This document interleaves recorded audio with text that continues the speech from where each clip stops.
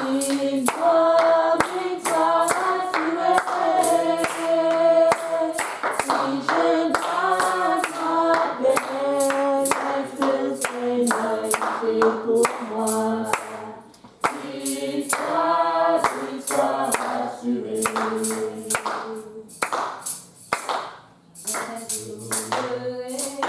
Les bienfaits de Dieu, jamais je n'oublierai, il m'a libéré. Jamais je n'oublierai la victoire en Jésus. Jamais je n'oublierai mon charme. Jamais je n'oublierai les bienfaits de Dieu. Jamais je n'oublierai, il m'a libéré. Jamais je n'oublierai la victoire en Jésus. Jamais je n'oublierai nos jamais. Victoire, victoire assurée. Victoire, victoire assurée. Si je garde ma paix, laisse le Seigneur lutter pour moi. Victoire, victoire assurée. Victoire, victoire assurée. Victoire, victoire assurée. Si je garde ma paix, laisse le Seigneur lutter pour moi. Victoire, victoire assurée. Les bienfaits de Dieu, jamais je n'oublierai, il m'a libéré. Jamais je n'oublierai la victoire en Jésus. Jamais je n'oublierai, non jamais. Jamais je n'oublierai les bienfaits de Dieu. Jamais je n'oublierai, il m'a libéré. Jamais je n'oublierai la victoire en Jésus. Jamais je n'oublierai, non jamais.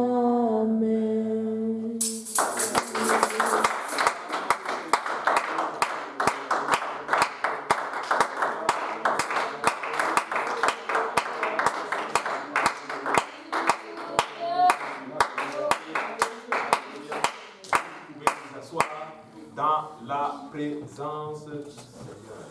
Amen. Gloire à Dieu. Alléluia. Maintenant, qui peut me dire qu'est-ce qu'on avait étudié la semaine passée? Hein? Jésus sur le chemin du calvaire. Amen. Et qu'est-ce qu'on a dit sur le chemin du calvaire? Hein? Chacun doit porter sa croix. Amen. Nous devons porter notre croix. Ta croix, on a vu que notre croix peut être différente de la croix de notre frère ou de notre sœur. Amen. Voici pourquoi nous ne devons pas, en d'autres termes, envier les autres. Tu sais, des fois, on envie les autres, mais on ne veut pas envier la croix des autres.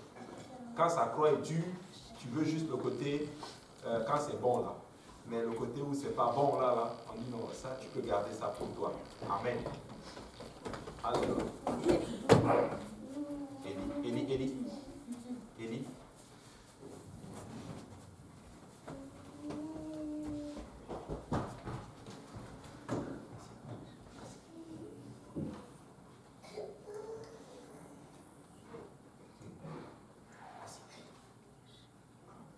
Voilà. Donc, on a dit qu'il faut porter sa croix. Comme des fois, certains enfants ils sont assis en train de porter leur croix. Donc il faut porter sa croix. Amen. Et les... Il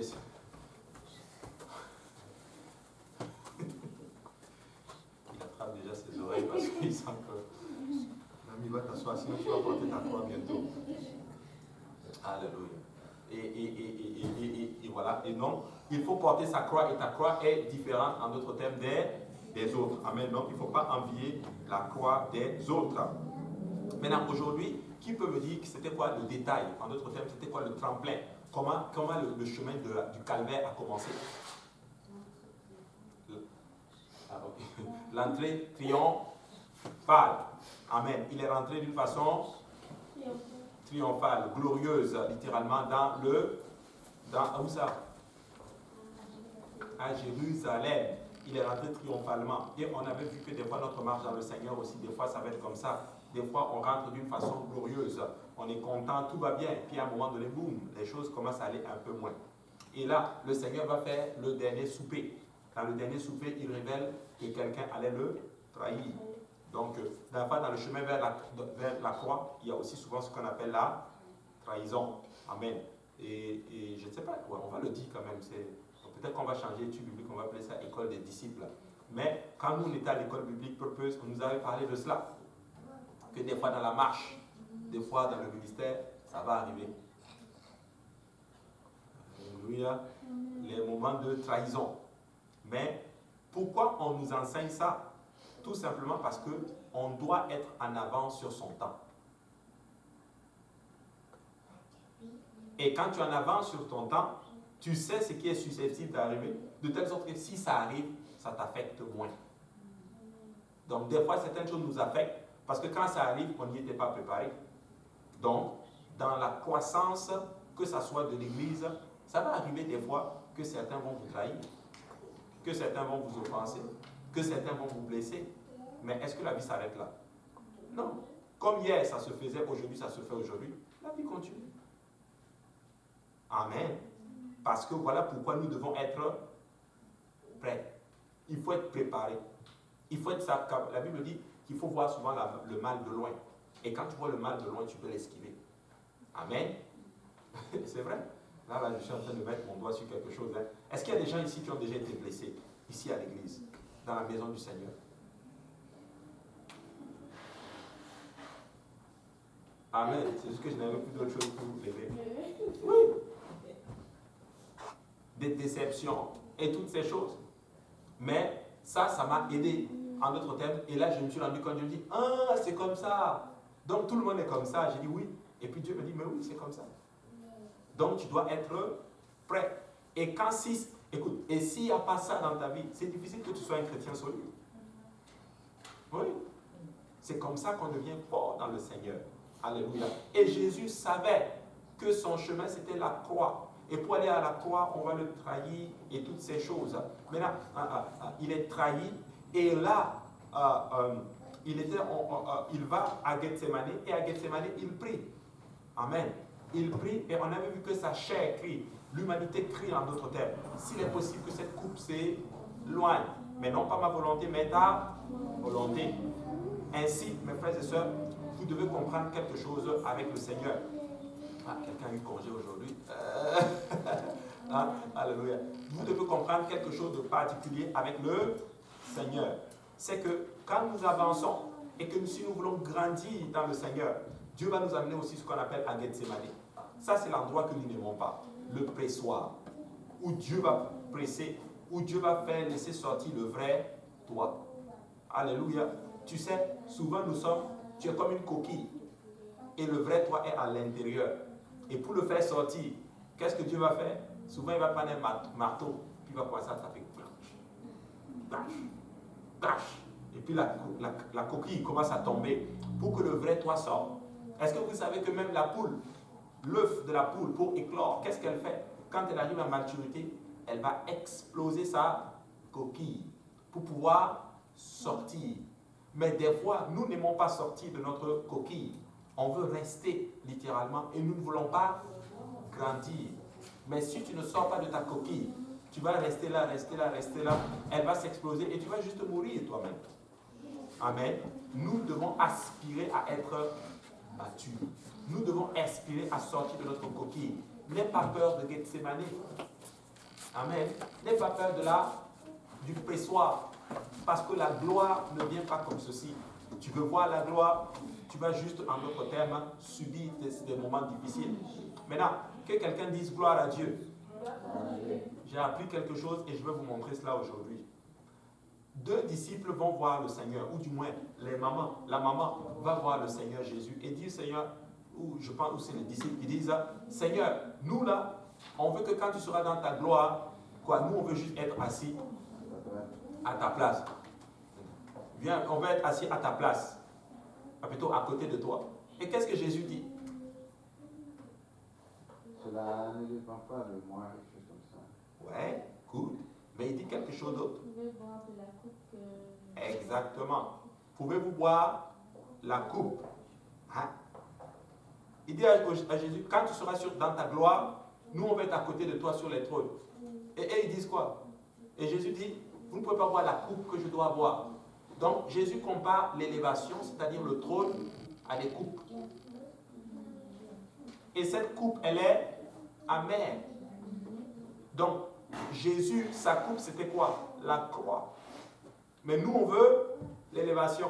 Donc, il y a une coupe beaucoup plus amère à boire. Donc, plus tu vas être élevé, plus la coupe que tu vas boire va être amère. Mais aujourd'hui, nous, on ne veut pas boire la coupe.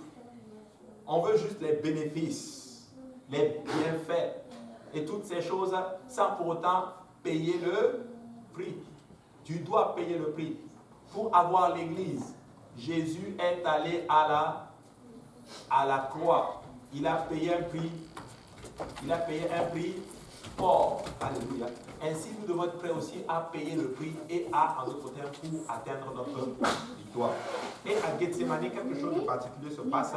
Les disciples arrivent. Judas, qui devait trahir le Seigneur, il vient avec les soldats et ils vont livrer le Seigneur Jésus.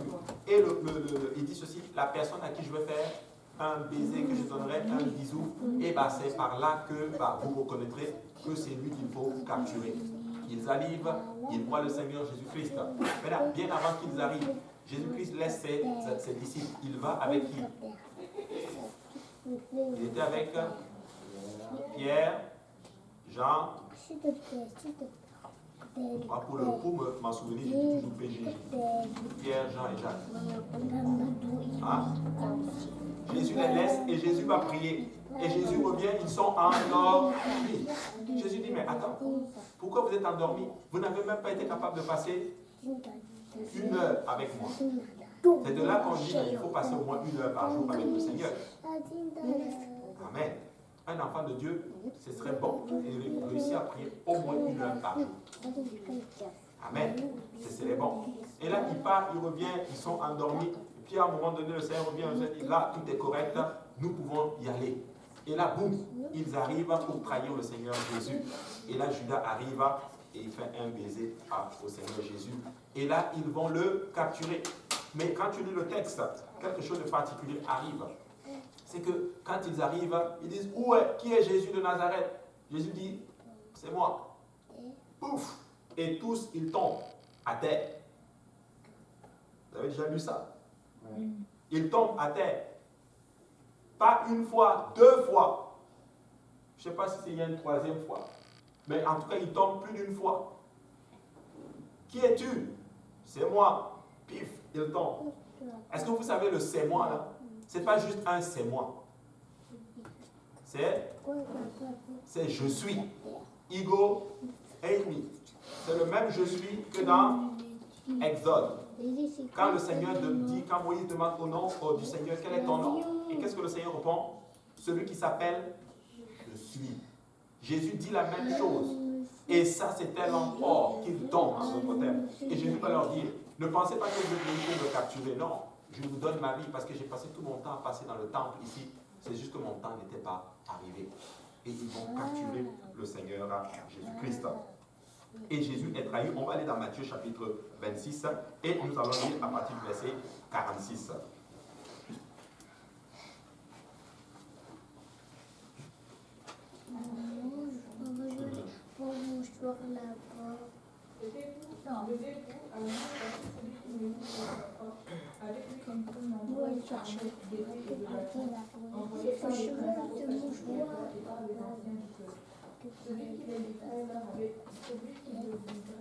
Là avait donné ce signe. Celui que je laisserai, c'est lui, saisissez-le. Aussitôt, s'approchant de Jésus, il dit, salut Rabbi, et il le laissa. Jésus lui dit, mon ami, ce que tu es venu faire, fais-le. Alors ces gens s'avancèrent, mirent la main sur Jésus et le saisirent. Pause.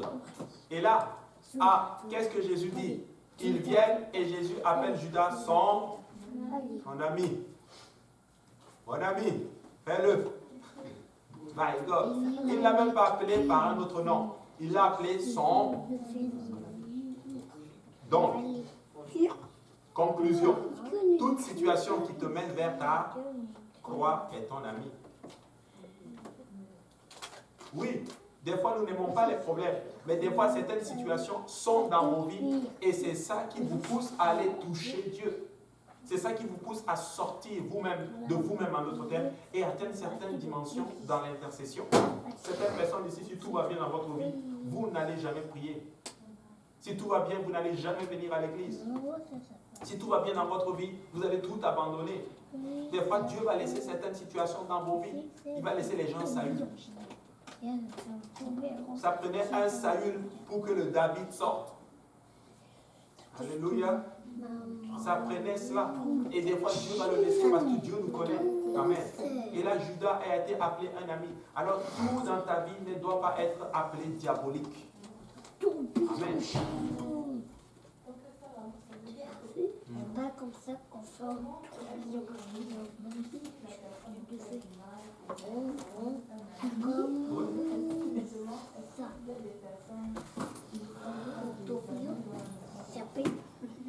Bah, ça dépend de...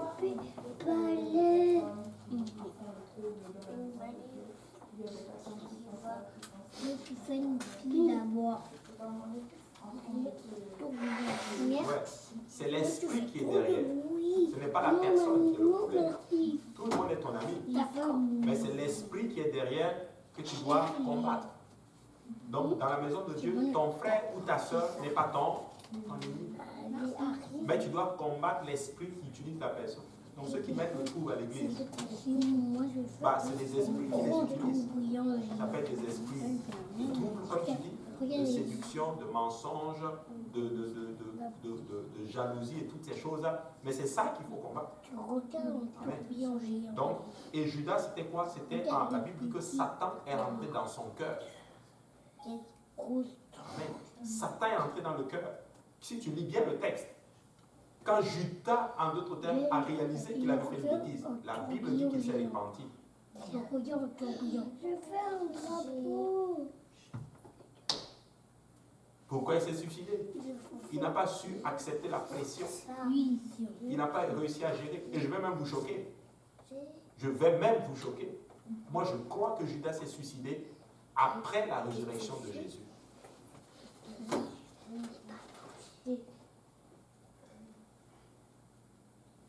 Est-ce que vous voyez là où je suis en train d'y aller? Parce que il a trompé Jésus. Jésus ressuscite. Moi, je crois qu'il était vivant. Et c'était en d'autres termes une bonne chose pour lui. Parce que moi, à sa place, c'est ce que je le fais. Il est ressuscité. Et si tu allais demander pardon? Mais il ne demande pas pardon. Comment je sais qu'il s'est tué? Parce que quand tu vas dans le Corinthien, la Bible dit que Jésus a ressuscité et il apparaît aux 12. Aux 12. Donc pourquoi tu ne vas pas te repentir? Et c'est ce qu'on appelle le poids de la culpabilité. Où la culpabilité peut pousser certaines personnes à faire des choses ignobles. La culpabilité, ce n'est pas de Dieu. C'est le diable. Tu as fait ceci. Et la culpabilité pèse sur toi. Et au lieu de venir à l'église et de demander pardon à Dieu, tu t'enfonces encore dans le mal, dans le péché. Qu'on ne se trompe pas. Un péché ne corrige pas un autre péché. Mais, donc il faut comprendre cela. Donc, si la culpabilité frappe après avoir commis quelque chose de mauvais, Ce sont des fenêtres. Attends, elle a levé sa main avant toi, j'arrive. Oui. Pasteur président, si une personne qui fait du Ça, mal, c'est beau. déjà comme c'est de la Comment comment je fais oui, moi je préfère que cette personne on arrive à faire une métier et que je sais pas comment Ouais. C'est vrai qu'on peut aussi aller dire que bah, c'est péjoratif aussi. C'est sûr que tu ne vas pas aller dire, oh mon ami, tu sais qu'il veut te tuer là, mon ami. Non. Mais c'est dans le sens où bah, la personne t'a fait quelque chose, mais cette chose te rapproche plus de Dieu. C'est une occasion pour toi de devenir comme Jésus. Quelqu'un t'a fait du mal. Maintenant, comment tu vas réagir maintenant quand quelqu'un te fait du mal? Tu vas réagir comme Jésus. Comment Jésus a réagi? Il a pardonné. C'est dur, hein? Ça, c'est dur. C'est l'autre niveau, l'autre côté de la croix. Il y a la souffrance, et tout ça fait partie de la souffrance, où Dieu t'oblige à pardonner à ceux qui t'ont fait du mal. Donc, toute situation qui te pousse à être comme Jésus, bah, gloire à Dieu. Gloire à Dieu. Il y a certaines situations qui sont arrivées personnellement, moi, dans ma vie. Aujourd'hui, je bénis beaucoup Dieu. Moi, si tout allait bien dans ma vie, je ne pense pas que je serais chrétien aujourd'hui. Donc, il faut juste se surpasser, dompter la chair et être capable de prier pour la personne. Amen. J'ai eu un cas comme ceci, je ne veux pas, je ne suis pas de la politique, je ne veux pas en parler de la politique, c'est juste pour en parler. Les situations qui se sont passées en Côte d'Ivoire. Gbagbo, il s'est retrouvé à la CPI et sa femme était en prison. Bon, sa femme est une évangélique. Mais elle est sortie de prison. Elle raconte son témoignage. Vous savez ce qu'elle dit dans son témoignage? Le même président qui les a capturés, qui les a honnis devant tout le monde, elle dit en prison, Dieu lui a dit prie pour le président. Elle a commencé à prier pour lui, jusqu'à ce qu'on l'a gracié. Bon. Peut-être qu'elle n'a pas toute la vérité, mais moi j'ai trouvé cela très fort. En prison, Dieu te donne la force de prier contre la personne qui t'a mis en prison.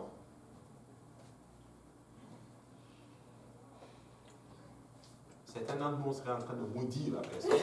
Seigneur, tue-le. Ça, c'est difficile. Mais cette situation l'a rapproché plus de Jésus. Donc, c'est comme ça qu'il faut comprendre cela. Très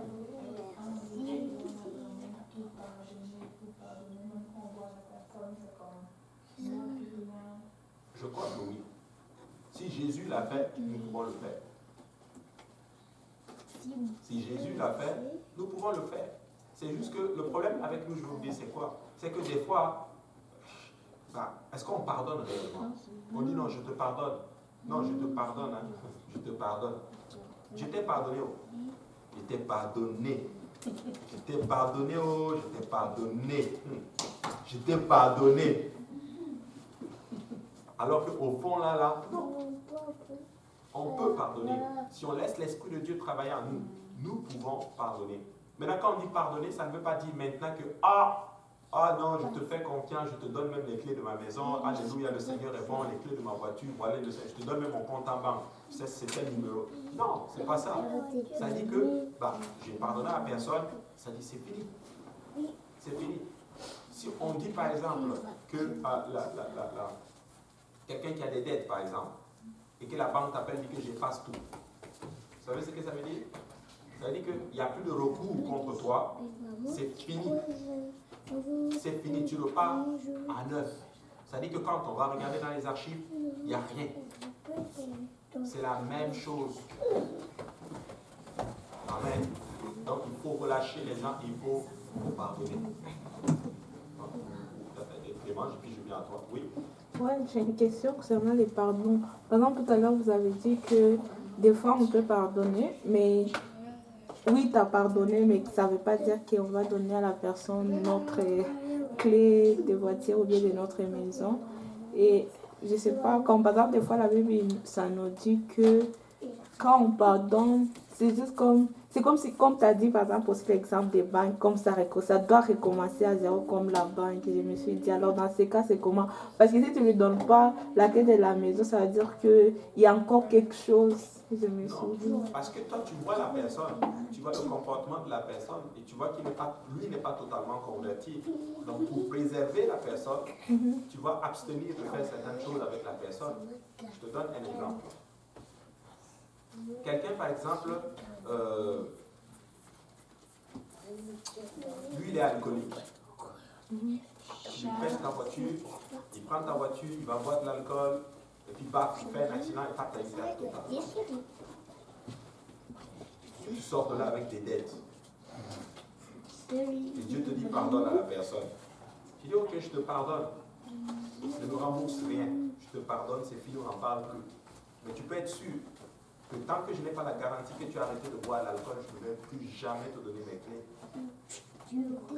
Là, ça n'a rien à voir avec moi. Je suis en train de préserver la personne même qui perd sa vie. Ça ne veut pas dire, ah, je t'ai pardonné, tiens les clés encore. Non, tu vas tuer la personne. Tu vois?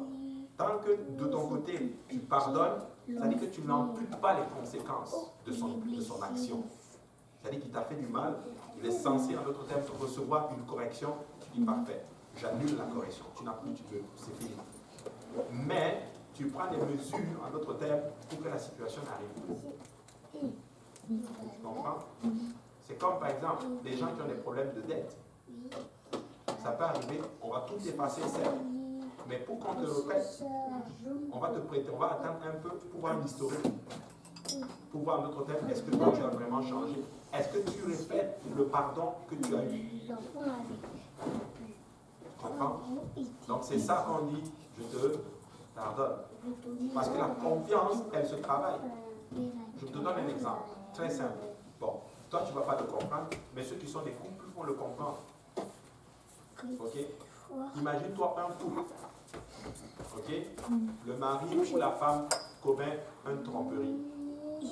Toi tu pardonnes. Mais sur le coup là, le gars doit se battre, ou la femme doit se battre pour regagner la confiance de l'autre. Oui, je te pardonne, je ne veux pas te donner les conséquences de ce que tu mérites. Les conséquences de ce que tu mérites, c'est quoi? Je me sépare de toi et toutes ces choses. Mais ok, non, je te pardonne, c'est fini, on reste, on repart à zéro. Mais pour que je te fasse confiance encore, tu vas devoir faire tes preuves. Donc, le fait que tu ne fais pas quelqu'un confiance, ce n'est pas un péché. Non, ce n'est pas un péché du tout. Pas du tout.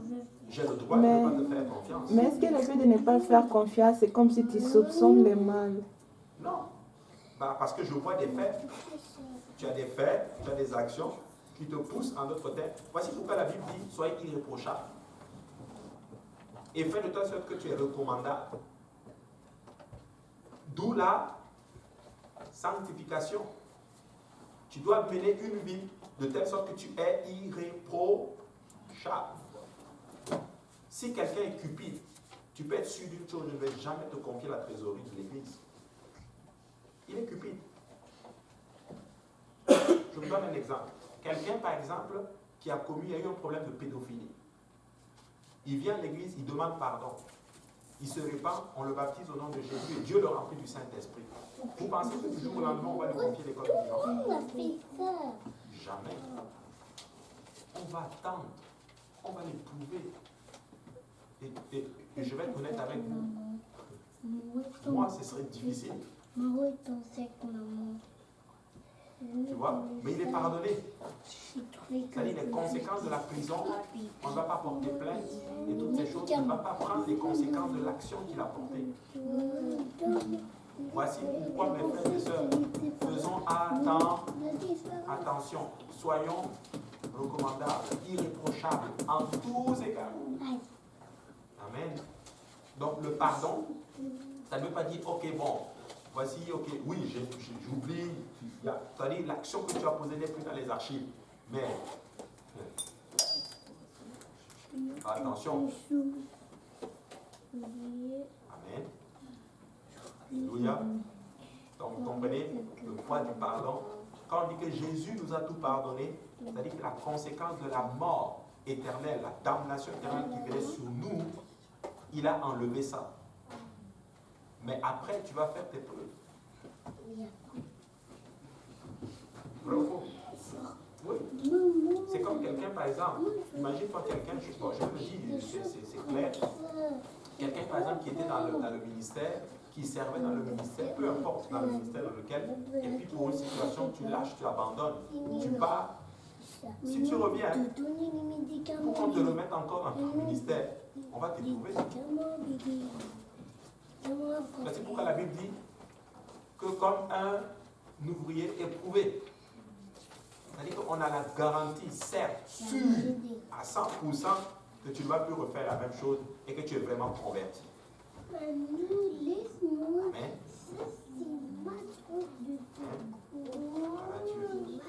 Oui. C'était la même question. Hein? Voilà. Donc nous devons faire attention et tout faire pour être irréprochable. Et des fois, une seule action, même pour rebâtir la confiance, ça c'est beau. Amen. C'est vraiment beau. Oui. S'il refait la même erreur, nous devons pardonner encore. C'est du cas par cas. C'est vraiment du cas par cas. Une fois, 2 fois, tu vas faire encore plus d'efforts encore pour bâtir ta confiance. Tu comprends? Mais des fois, tu vas prendre les conséquences des fois que tu as fait, même si on te pardonne. Rappelez-vous David. Est-ce que Dieu l'a pardonné après l'adultère? Oui. Mais est-ce qu'il a payé un prix?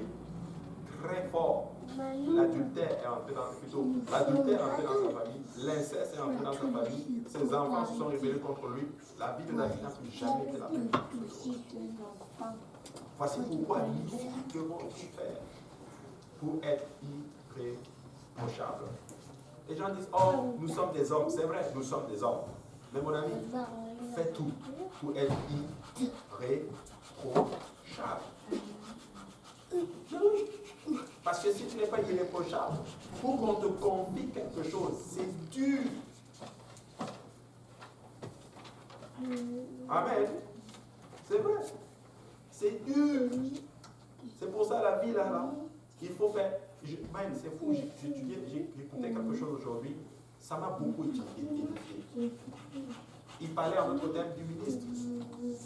Paul dit que le ministre là, doit être irréprochable. Amen. Paul dit qu'il doit être irréprochable. Après il dit propre à enseigner, mari d'une seule femme et toutes ces choses. Irréprochable. Ça là, ça m'a beaucoup frappé. Moi je vais aller même plus loin. Tu sais, des fois là, il faut être capable toi-même de te mettre une pause. Si tu sens que non, là où je suis là, moi je suis faux. Toi-même, mets-toi à côté. Quand tu as besoin qu'on vienne te dire, toi-même tu vois, bon, Dieu, comme tu vois là, c'est chaud. Moi-même, je me mets sur une pause. C'est vrai. Là, on est en train de. Là, c'est l'école du ministère. C'est vrai.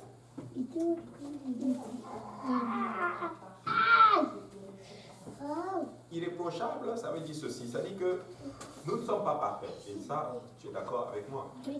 Mais quand je dis irréprochable, c'est dans le sens où, exemple, tu dis quelque chose et tu ne le fais pas. C'est comme par exemple quelqu'un qui est dans le ministère mais qui vit une vie impudique, par exemple. Tu n'es pas recommandable. Tu vois ce que je veux dire? C'est-à-dire que tu es dans le ministère, mais tu n'as pas une vie qui reflète le ministère. En fait, tu ne glorifies pas ton ministère. Apôtre Paul le disait, je glorifie mon ministère. C'est-à-dire que c'est tellement important que ma vie, je la vis de telle sorte que tu ne peux pas insulter le ministère que je fais. C'est-à-dire je vis de telle sorte que quand on me voit, on dit que non, les serviteurs de Dieu là, ah non, c'est. Ah ok, il vit comme ça. C'est parce que c'est un serviteur de Dieu. Voilà pourquoi c'est parfait. Comprenez? Maintenant, ça ne veut pas dire qu'on ne va pas faire, on ne va pas tomber. Mais il faut avoir une vie de repentance. Tu vois? Maintenant, il y a aussi péché. Des fois, il y a de la colère qui va nous saisir et toutes ces choses. Ça, nous le travaillons dans le lieu secret. Amen. Mais il y a certaines situations, qu'on le veut ou pas, là, ça affecte le ministère. Ça affecte le ministère. Écoute-moi, dans un ministère, quelqu'un qui est dans le ministère et qui vit, que ce soit pas dans le ministère, mais quelqu'un qui est même dans le corps du Christ, et la personne vit une vie impudique, pourquoi le laisser dans le ministère? Peut-être qu'on doit le mettre sur une pause pour un temps. Qui travaille cela, qui se les rend, qui se le mette à jour en peut-être pour pouvoir remonter. Vous imaginez? Quelqu'un est dans le ministère ici et tout le monde sait qu'il vit une vie impudique. Il y a des copines de rôle, il vit une vie plus. Et puis il vit une prêche. Oui, il vit une jour. Et les gens le savent. Quel impact ça a sur le ministère? Entre nous. Vrai ou faux? Voici pourquoi, si tu es dans le ministère, prends ça au sérieux. Parce que si tu le prends au sérieux, Dieu lui-même va te faire grâce. Juste parce que je suis un ministre de Dieu, un serviteur de Dieu, je ne fais pas telle chose. Tu vois, quand ta vie devient comme ça et que tes pensées sont comme ça, je t'assure, ta vie va juste être extraordinaire. Vrai ou faux? C'est déjà arrivé dans un cas, c'est même pas une église, toutes ces choses, vous savez, j'apprends beaucoup de choses ces derniers temps. Et ça, c'est une histoire qui est arrivée, c'était même pas dans une église, c'est même pas une église apostolique, mais c'est une histoire vraie. Ok? Moi, je n'irai pas jusque-là, mais c'est ce qui est arrivé là-bas. C'était un homme de Dieu qui prêchait. Puissamment utilisé par Dieu. Savez-vous ce qui s'est passé? Sa fille est tombée, malheureusement, dans la fornication, elle est tombée enceinte. Vous savez ce qui s'est passé? Lui-même s'est suspendu. Il s'est assis. Il dit, je ne prêche plus. Ça dit, ça l'a tellement affecté, je ne prêche plus. Ça dit, c'était tellement intense que les anciens de l'église sont allés le voir et disent que pasteur, on lève ta suspension. Reprends ton poste. Il s'est levé et il a reprêché avec autorité. Il n'a pas perdu son autorité. Mais il avait cette crainte de l'œuvre de Dieu. Il n'avait pas besoin d'aller jusque-là. Ce n'est pas lui qui a commis la faute. Et ça arrive aussi, même aussi aux hommes de Dieu. L'enfant de l'homme de Dieu, c'est un enfant comme nous. Mais il avait pris ça tellement au sérieux que laisse-moi te dire que même après son retour, son autorité en était encore doublement bâtie. Nous devons avoir la crainte de Dieu. La crainte de l'œuvre du Seigneur. C'est dangereux, j'ai tout dit. C'est dangereux. Bah, si c'est dans le sens pour te corriger, oui. Ouais. Merci, Manu. Si c'est vraiment pour remettre en place ta relation avec Dieu, moi j'ai aucun problème avec ça. Mais oui. Merci beaucoup. C'est vrai, tu n'as aucun problème. Moi je vais être honnête avec vous. Des fois, là, il y a des prédicateurs qui viennent prêcher ici. Ils prêchent des fois sur des situations. Et quand on dit approcher à l'hôtel, moi aussi j'ai envie d'approcher à l'hôtel. Parce que c'est qu'on a dit là, je suis dedans aussi. Mais mon rôle de pasteur, il faut que je sois aussi sur la chair en train de prier pour les autres. Des fois j'ai même envie de dire, papa aussi, tu vois là. Priez aussi pour moi. Parce que s'il y a une âme qui doit premièrement être sauvée, c'est laquelle? Oui. Mais des fois, on va laisser le titre surplombé. Ah, bon, j'ai ma position. Bah, je suis comme c'est quand même moi le pasteur. Le pasteur, c'est dedans. Parce que aussi là, il veut être sauvé. Alléluia. Vous savez, il ne faut pas avoir peur. Il ne faut pas avoir peur. Quand tu es un homme de Dieu, une femme de Dieu, en passant, quand je parle de ministre, je ne suis pas juste en train de parler des pasteurs, je suis en train de parler de tous. Nous sommes tous des serviteurs. Donc, faisons tout pour en toute chose, irréprochable. Je suis en train de prier vraiment pour préparer ces enseignements. Je vais enseigner en d'autres termes sur le ministère. En d'autres termes, quelle est la pensée, l'éthique que nous devons développer en tant que ministre du Seigneur. Et quand je dis ministre de Dieu, je ne parle pas juste de ceux qui prêchent. Je parle de tous ceux-là qui sont dans la maison du Seigneur. Quelle éthique nous devons avoir pour avoir une bonne santé spirituelle. Un enfant de Dieu, si tu veux développer, être en santé avec le Seigneur, il faut être vrai devant Dieu. Il faut être vrai devant le Seigneur. Amen. Il faut être vraiment vrai. Alléluia. Et on va étudier certaines choses, des petites choses qui font des fois que notre santé spirituelle est affectée. Amen.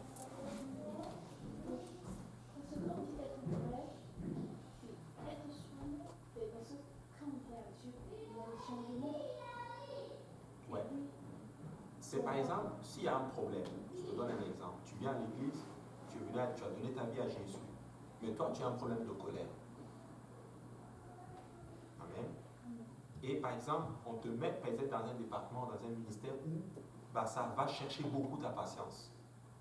Quelqu'un qui est très colérique et qu'on veut te mettre à l'école du dimanche, tu peux dire non.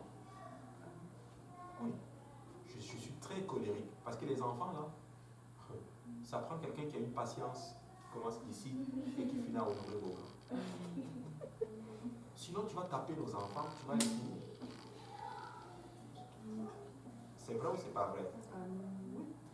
Tu vas dire, pasteur, vraiment, Dieu est en train de travailler avec moi sur cette chose. Tu peux dire non, pasteur. C'est pour ça, moi, quand je vais demander à quelqu'un d'entrer dans le ministère, souvent je leur dis ceci. Je ne dis pas que Dieu m'a dit, mais d'après ce que je te vois, je ressens que tu peux faire ceci. Mais toi, vas-y, si tu ne sens pas que tu ne peux pas le faire, dis non. Oui. J'ai appris ça avec le pasteur Kaozi. Des fois, certaines choses, même dans le ministère, il m'a dit, si tu ne sens pas là, dis-moi non. Amen. Oui. Tu peux dire non. Là, comme tu vois, attends un peu. Non. Parce que ton âme d'abord, tu travailles cela, et quand tu es prêt, parce que je suis prêt, je peux le faire, tu descends. Donc, il ne faut pas avoir peur des fois. Pourquoi? Mais tout ça pour avoir une bonne santé spirituelle. Pour avoir une bonne santé spirituelle, aussi, pendant qu'on y est, on va rentrer dedans. Pour avoir une bonne santé spirituelle, il ne faut pas se surcharger.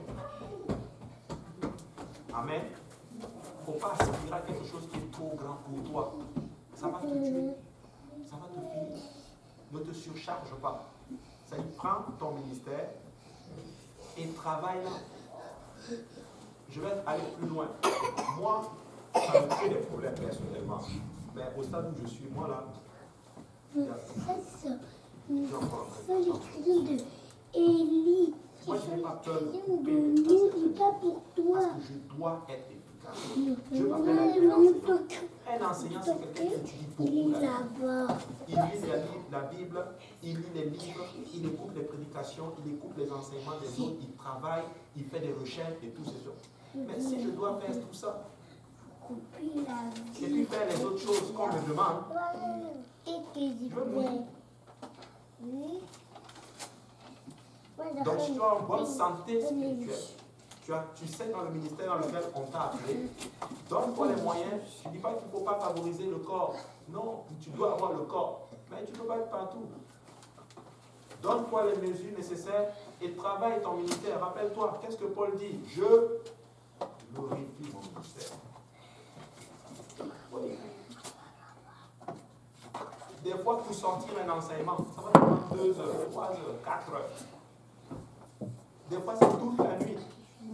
Toute une journée. Tu arrives, tu prêches même les gens, ça ne touche personne. Puis là, tu sors, tu dis, bon, l'Éternel est bon, gloire à Dieu. Tu as fait tes recherches, le Seigneur répond quand même. Parce que si tu dois être efficace, tu dois juste prendre ton cadre et tu dis, ça me prend tel nombre de temps de prière pour quand je prêche, je sens vraiment l'onction de Dieu. Ça me prend tel nombre de prières, ça me prend tel temps de jeûne, mais si je jeûne comme ceci, à tel niveau, j'ai ça que je ne peux pas faire, et ainsi de suite, et ainsi de suite. Je ne peux pas. Tu dois avoir une bonne santé spirituelle, Nuance, hein. Je n'ai pas dit qu'il faut couper la communion fraternelle. Non. Mais des fois, il y a des fausses communions fraternelles. C'est trop. Trop ensemble et pas de temps avec Jésus. Ça ne marche pas. Voilà, toi, tu es dans la chorale. Bon, il n'est pas là. Je vais le fustiger. Ma femme m'a dit d'arrêter. Je vais le taper un peu. Il n'est pas là. Mais si toi, tu es dirigeant de la chorale, toi là, ça te prend ta vie de consécration.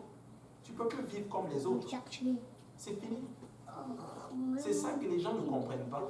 Quand on t'appelle dans un ministère, excuse-moi, ta vie ne sera plus la même que les autres. Tu ne peux plus. Tu vas prier plus. Tu vas gêner plus. Parce que si tu vas avoir l'onction, des fois il m'appelle, il m'a dit, est-ce qu'on y a ça, ça, ça, est-ce qu'on annule telle chose? Je dis non, tu n'annules pas. Tu répètes. Tu travailles. C'est ton ministère.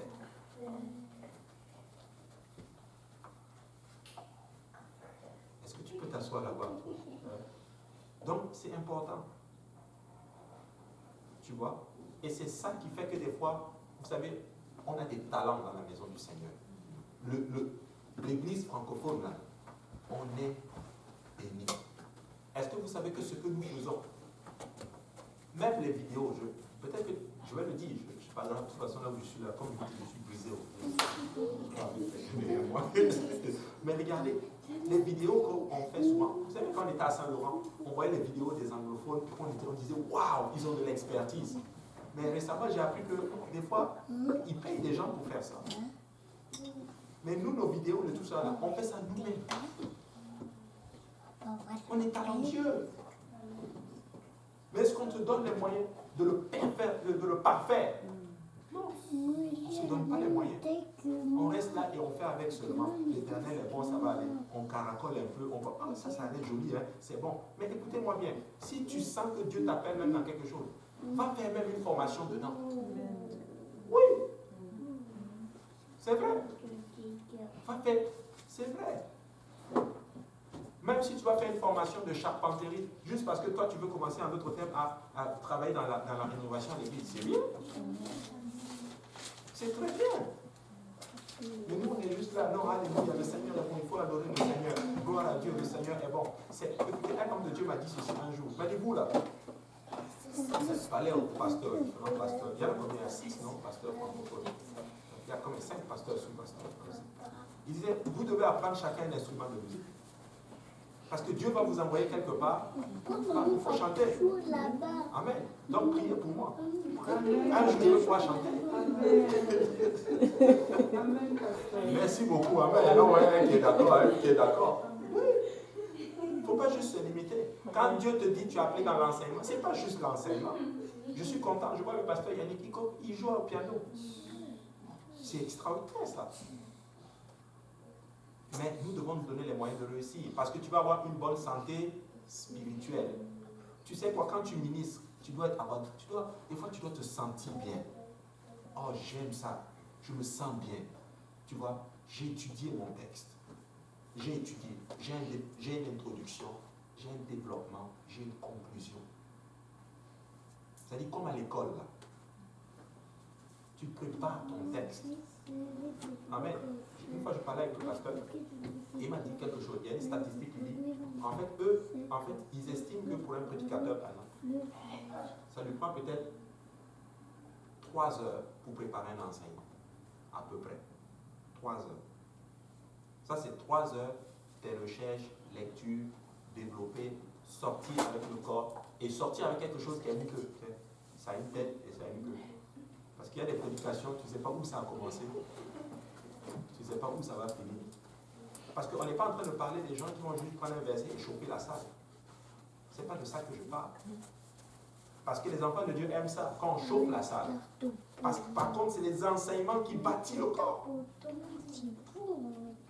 Alléluia. Maintenant, pour préparer tout ça, ça te prend du temps. Mais tu vas trouver ce temps où? Il y a les enfants, il y a la famille, il y a l'église. il y a telle activité. Et si on ne te voit pas à l'activité, alléluia. Oui, tu es où? Bon, c'est-à-dire que des fois j'ai juste un peu dit, mais je n'ai pas de compte à te rendre. Moi j'ai des comptes à rendre à Jésus. Et tu as des études bibliques. Écoute, tu veux être efficace, quelque chose va prendre bas. Tu vas couper quelque chose. Tu ne pourras pas. La bouche. Donc, santé spirituelle, là, des fois, il faut couper pour passer du temps dans la présence du Seigneur et parfaire le don que le Seigneur a placé sur toi. Paul a dit ceci à Timothée. Il faut que tu t'approches toujours irréprochable. Que personne n'ait à te dire, ah non, sois parfait, sois un modèle en conduite, en parole, en sainteté, sois un modèle. Ne sois pas comme un ouvrier qui a rougi. Quand tu te présentes pour livrer ce qu'on te demande de faire, ce que tu te demandes de faire, livre-le bien. Au travail, là, pour ceux qui travaillent dans les bureaux, quand on vous demande de faire une présentation, ouais, tu ne dors pas. Tu prépares ton texte, tu as ton PowerPoint, alléluia, parce que tu es devant le boss. Tu fais ta présentation, tu es bien sapé ce jour-là. Et quand tu parles, tu sors ton meilleur français comme si, c'est-à-dire que cet homme, tu te surpasses. Mais pourquoi pour Dieu? Amen. Ça, c'est l'école du ministère. Alléluia. Deuxième chose, pour avoir une bonne santé spirituelle. On va mettre la leçon de Calvaire là de côté. Je vais vous donner je ne l'ai pas encore préparée, mais je vais la faire en tout cas. Ne fais jamais la compétition. Jamais, jamais. Ne compare jamais ton ministère au ministère de l'autre. Écoute-moi bien. Il y aura toujours un qui va être plus grand que toi. Un qui va toujours avoir plus que toi. Jamais dans la compétition. Jamais. Si tu entres dans la compétition, qu'est-ce que ça veut dire? Ça va t'amener à aller plus vite qu'il ne le faut. L'autre, il doit aller à 100 à l'heure. Ou il va à 60 à l'heure. Toi, tu es programmé pour aller à 40 à l'heure. Et toi, tu vas te faire aller à 60 à l'heure alors que tu es censé aller à 40 à l'heure. Mais tu vas te brûler pour rien. Ah non, mais lui là, il a commencé avant moi. Non, il a commencé après moi. Pourquoi il me dépasse? Chacun de nous a sa grâce avec Dieu. Gloire à Dieu. La compétition, c'est pas bon. Ça, c'est un instrument du diable. Et devinez qui va faire ceci. Bon, là, je parle parce que je suis pasteur, parce que j'ai étudié ceci. Ça, je prépare ça que Dieu me permet d'enseigner ça à des pasteurs. La compétition entre les... C'est pas bon. C'est vraiment pas bon. Pourquoi tu vas faire ça?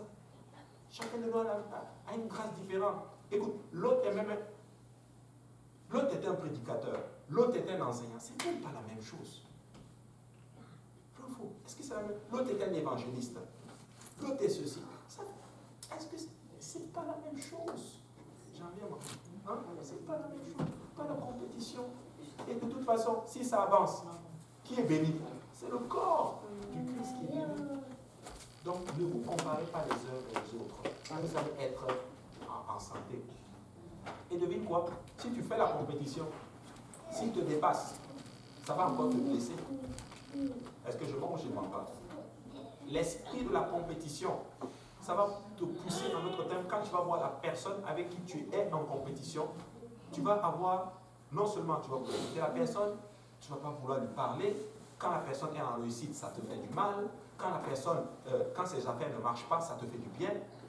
Non. Oui, c'est ça l'esprit de la compétition. Je vais vous expliquer comment ça se développe. On te met dans un département, tu vas vouloir voir que ton département soit meilleur que les autres départements. Moi, Dieu m'a dit ça quand Dieu m'a appelé dans le ministère. Moi, je ne t'ai pas appelé à bâtir un ministère. Non. Moi, je t'appelle à bâtir une église. Et l'église, c'est quoi? C'est tous les départements. C'est l'école du dimanche. C'est les jeunes chipéniennes. Les flics même. Les jeunes du Québec. Qu'est-ce qu'il y a comme licence? La chorale. quand j'enseigne, il faut que ça bâtisse, ça édifie tout le monde. Bravo. Quelle compétition. Tu vas pas être en santé spirituellement. Et je vais te dire une chose. Ceux qui vivent dans la compétition, ils ne dorment pas. Des fois, ils sont malades parce que l'autre est en train de réussir. Des fois, certaines maladies, il faut juste... Mais comment vaincre cela? Il faut avoir l'esprit de... Vous devez le connaître. De Jean-Baptiste. D'humilité. De Jean-Baptiste. Les disciples vont voir Jean-Baptiste. Hé, tu as vu Jésus? Il baptise plus de monde que toi. Jésus lui dit, tu vas baptiser mon ami. Il a reçu de Dieu. Écoute, hein? Moi là, je dois diminuer et que lui puisse. Jean-Baptiste a reconnu. Et souvent, ceux-là qui vont te pousser dans la compétition, ce sont les gens qui sont avec toi. Et tu as vu l'autre a fait ça. Toi aussi fais non. Oh non, toi aussi fais non. Et ça te montre. Ah, moi aussi je peux faire.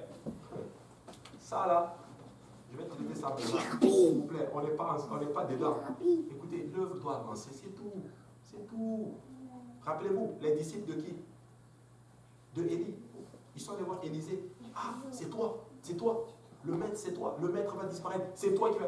Qu'est-ce qu'Élisée répond? Qu'est-ce qu'il répond? Je sais. Il dit, je sais. Vous, taisez-vous. Donc, il faut éviter ça. Il faut vraiment éviter cela. Ça détruit. Ça détruit beaucoup. Donc, la compétition. Et quand ça te vient dans son département, ça va monter en d'autres termes et ça va te suivre. Ça va te suivre, ça va te suivre, ça va te suivre. Et tu vas le transmettre à tes fils ou à tes filles spirituelles. S'il vous plaît, ne vivez pas dans la compétition des uns des autres. Si ton frère fait mieux que toi, bénis le Seigneur. Rends grâce à Dieu. Si elle fait mieux que toi, bénis Dieu. Maman, C'est ma soeur. je ne peux pas rester ici. Faut. Et tu sais quoi? Si on fait ça, nous allons être efficaces dans le Seigneur. Amen. Deuxième chose, troisième chose, pour être en santé spirituellement, nous devons arriver à une place et faire les choses avec la bonne motivation. Pourquoi tu fais ça? Quelle est la motivation qui est dans ton cœur? Pourquoi tu aspires à telle chose? Une fois, quand je suis rentré dans le ministère, je me disais, ok, et je vais être honnête avec vous, cet esprit aussi me saisissait. Ah, je suis dans le ministère, je dois faire mes preuves. Il faut que j'affermisse mon ministère. Jusqu'à ce que Dieu me dise, en passant, tu n'as pas de ministère. Ah. J'ai dit, mais le ministère là, non. Il dit, quel ministère?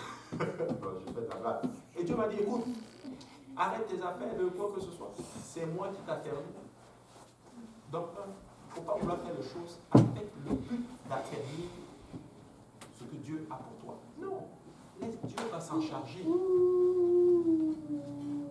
C'est un jeune qui voulait entrer dans le ministère de l'intercession. Ce n'est pas ici. Vous savez, j'apprends beaucoup de choses dans l'éducation aussi des autres églises. Il voulait entrer dans l'intercession. Savez-vous ce qu'il a fait? Il n'est même pas allé voir son pasteur. Il est allé et il a prié.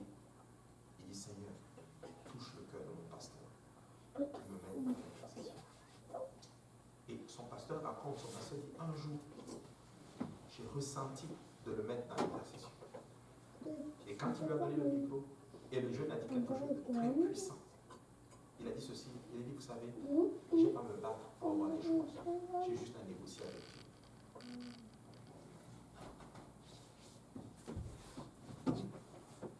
Il va négocier Dieu, et Dieu touche son pasteur, mets-le là. Et j'ai déjà expérimenté ceci. J'ai toujours voulu. Est-ce que vous voulez que je vous dise c'était quoi mon rêve? Bien avant même que j'entre dans le ministère, je vous dis c'est quoi? Vas-y. Vous voulez que je vous dise c'était quoi mon rêve? Hein? Non. Et les études bibliques? Hein? Les études bibliques? Non. Bah, je pense que je ne vous l'avais pas dit. Mais un de mes rêves cachés, c'était enseigner à l'école biblique. Par rapport aux instituts, oui, vous avez dit ça déjà.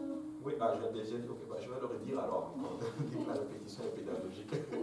J'ai toujours voulu enseigner à l'école biblique. Je n'ai jamais dit à mon pasteur que je voulais enseigner là. Et je suis allé prier. Je dis, Seigneur, moi je veux enseigner à l'école. C'est ça mon rêve. Une fois j'étais avec le pasteur, il devait voyager. Et en passant, je voyage. Tu me remplaces à quelques instituts. Ce jour-là, j'ai dit, waouh, Dieu est fort. Il me dit, comment ça? J'ai dit, non, laisse seulement, je sais ce que je vais demander. Vous pouvez tout demander à Dieu. Amen. Amen. Et c'est pas juste pour avoir un ego. Parce que là, il n'y a pas de compétition là-bas. C'est juste, t'imagines, Dieu t'utilise à l'école biblique. Tu vas former quoi? Des disciples qui vont sortir et aller impacter le monde entier. My God. C'est pas devant tout le monde. Donc nous devons avoir les bonnes motivations. Et je vais développer cela et je vais ajouter encore d'autres choses.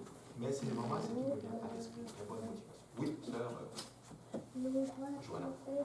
Oui, tu avais une question. Une question. C'était un jour.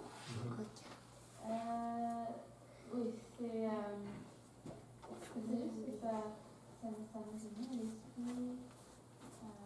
La Bible dit que à qui beaucoup a été donné, beaucoup sera redemandé. Donc, dans le fond, peut-être on peut voir que quelqu'un est très élevé, mais on ne sait pas c'est quoi le prix à payer. On ne sait pas le prix que la personne a payé. Et pour revenir au calvaire encore, pour que Jésus soit élevé, ça connaît la croix, ça connaît Gethsémane, ça connaît Amen.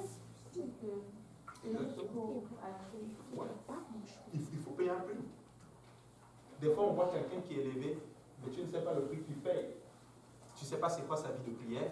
Tu ne sais pas combien de temps il prie, combien de temps il jeûne, combien de temps il étudie la Bible, il lit la Bible. La Bible, il y a une restriction. Pendant que certains dorment, lui, il est en train d'étudier. Hein? Pendant que certains dorment, d'autres vont aller évangéliser, il appelle à minuit. Viens baptiser quelqu'un. Certains ne savent, il y en a qui ne seraient pas contents. Mais moi, j'aime ça. Moi, je suis content. En passant, même si c'est à 4 h du matin, n'aie pas peur de m'appeler pour venir baptiser quelqu'un. Appelle-moi, je vais venir baptiser la personne. Hein? Bon, il faut prier jusque maintenant, je puisse me réveiller, je ne suis pas trop fatigué. Voilà. Mais écoute, Dieu est capable de me secouer pour que je me réveille parce que c'est le salut d'une âme qui est en Jésus. Amen. Oui. Une question. Ah, ok, non, si j'ai fini. C'est je voulais revenir par rapport à la compétition qu'on a parlé tantôt. Je ne sais pas si c'est là, c'est pas forcément entre pasteurs, mais entre églises. Je veux dire, par exemple, pour parler dans un contexte où on est dans une, par exemple, une congrégation où on a tous la même doctrine et tout, mais comme nous, par exemple, tu as vraiment plusieurs petites assemblées où il y a des manières de faire qui sont différentes. Comment faire pour éviter qu'ils commencent à se développer vraiment une sorte de compétition où on veut par exemple être peut-être là où les gens sont peut-être plus si, plus ça, où on va peut-être quand on va dire oh, les gens de l'église telle sont plus comme ça que les gens de l'église telle, et puis de manière vraiment sournoise, quelque chose entre un peu dans le cœur des gens et ça devient qu'on se croit aussi meilleur peut-être que les gens de l'église telle dans tel ou tel domaine. Voilà. Donc je ne sais pas si c'est une très bonne question. Mais ce qu'il faut que réaliser aussi sur moi, c'est que c'est humain. Nous sommes des êtres humains. Et surtout dans le contexte, par exemple, où on est là, bah, et c'est pour ça que je bénis beaucoup Dieu pour la qualité des fidèles que nous avons. Nous travaillons beaucoup sur nous-mêmes. Parce que là où, le contexte dans lequel on est là, c'est vraiment la porte ouverte à ça, à un esprit de compétition comme pas possible. Mais béni soit Dieu on a des gens qui craignent Dieu. On craint beaucoup Dieu. Et on peut voir qu'il y a un travail qui se fait. Maintenant, comment éviter cela? Comment vraiment éviter cela? Moi, je pense que c'est un travail sur soi, personnel d'abord.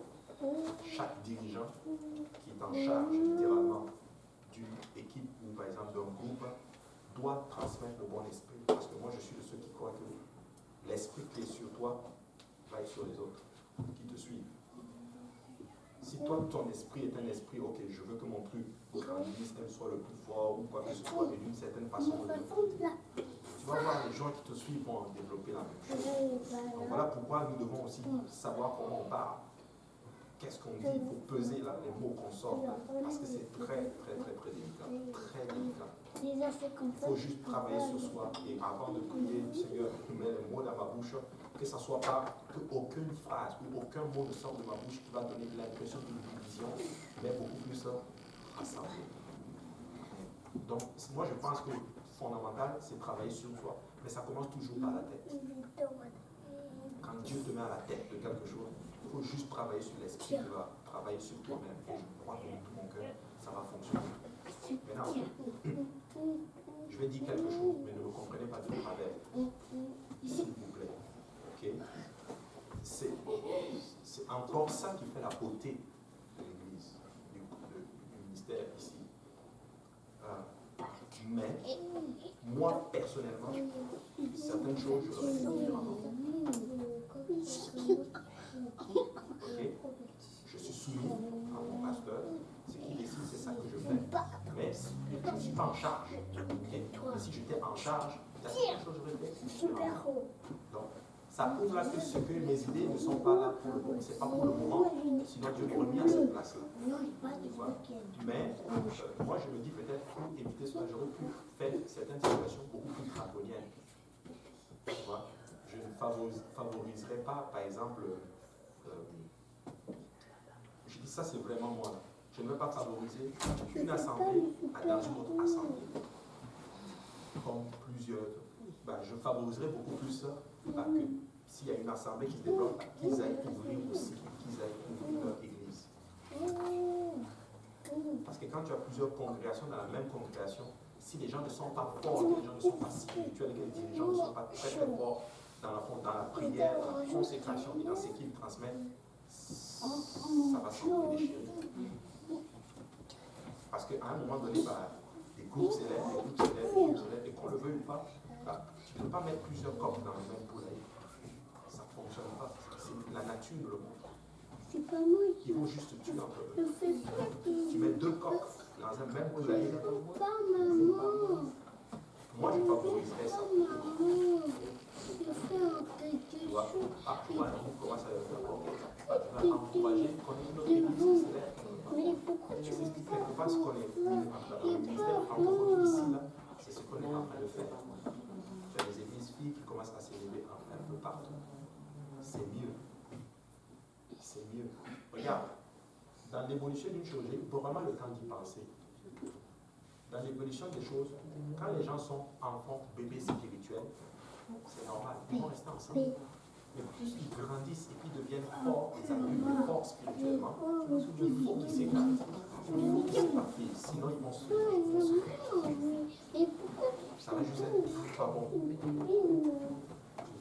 Donc, mais c'est vraiment travailler sur soi. C'est vraiment travailler sur soi. Et je vais profiter en même temps saluer la qualité des dirigeants que nous avons. Parce que sinon, l'esprit qui transmet, s'il transmettait un esprit de ok, je favorise mon ça va juste être le chaos. Je ne sais pas si ça répond à ta question, mais c'est vraiment travaillant sur oui. Ça, c'était par rapport quand on est pour la bonne santé spirituelle, de savoir prioriser les choses et des fois mettre une chose ou une autre de côté.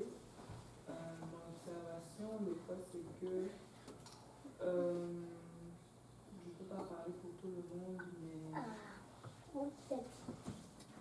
je ne sais pas, des fois, je veux dire, peut-être ça prend de la sagesse, mais d'un côté, tu te dis, ok, je fais ça parce que je veux Genre, t'épanouir. plus grandir et tout.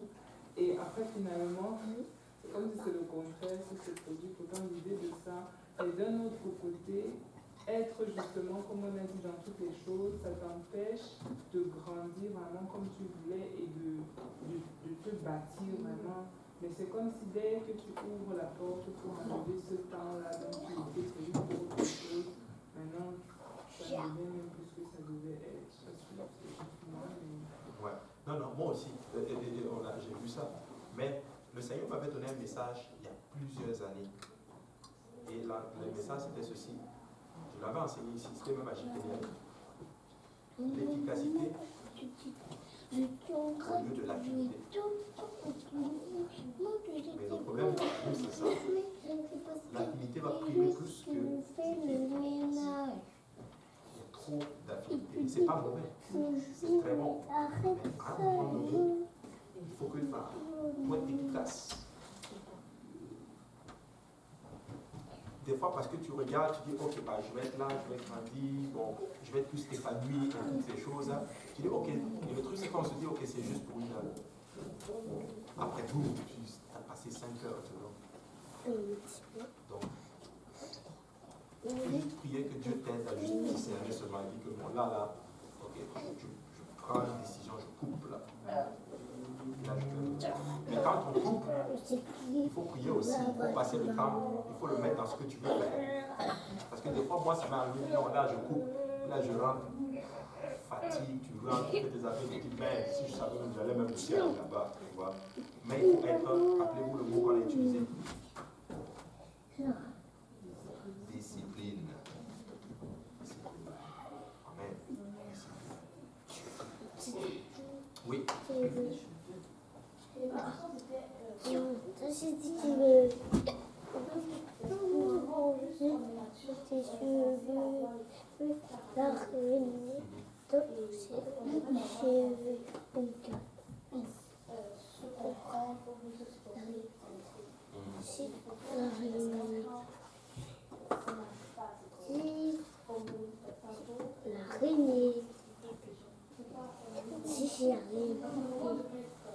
Normalement, on devrait.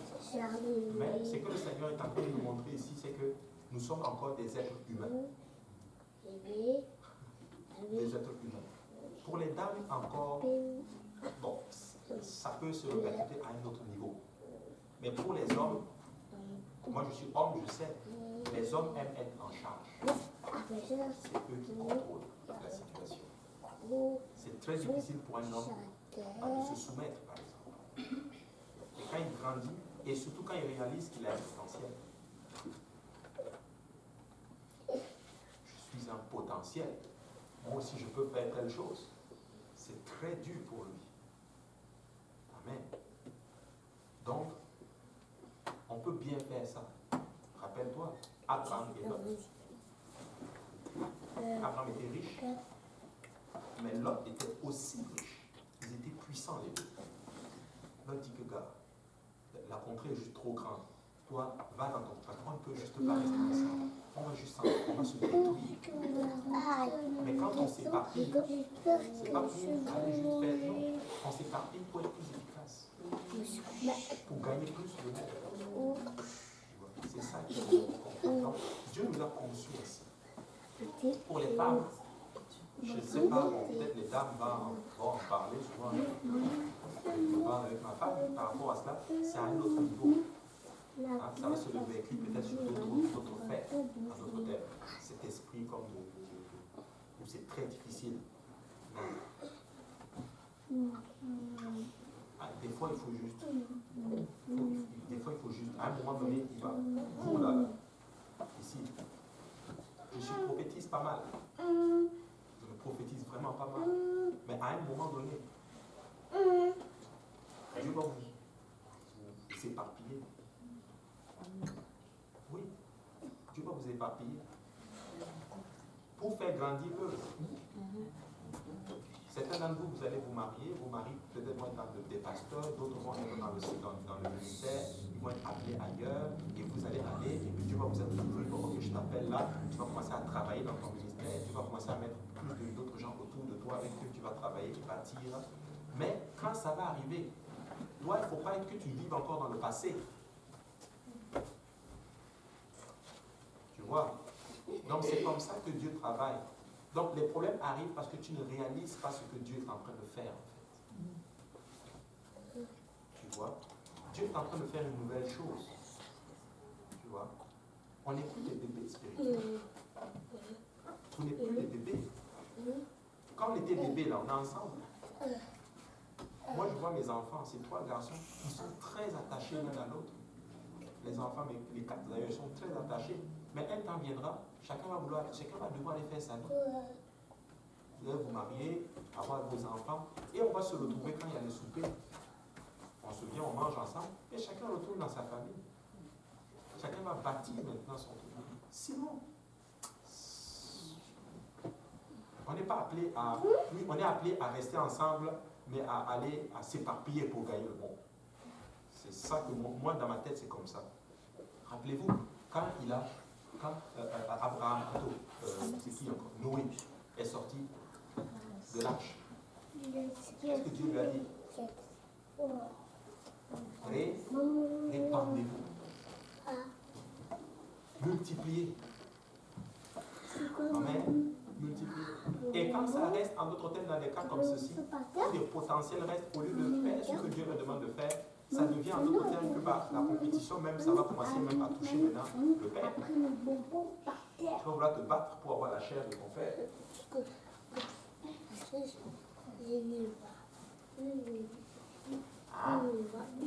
Donc, c'est pas mauvais. Moi, j'ai souffert de cela au départ. Vous voulez que je sois honnête avec vous? J'ai souffert de cela. Parce qu'on était très proches. Moi, par exemple, quand le premier réveil a commencé, on était très proches.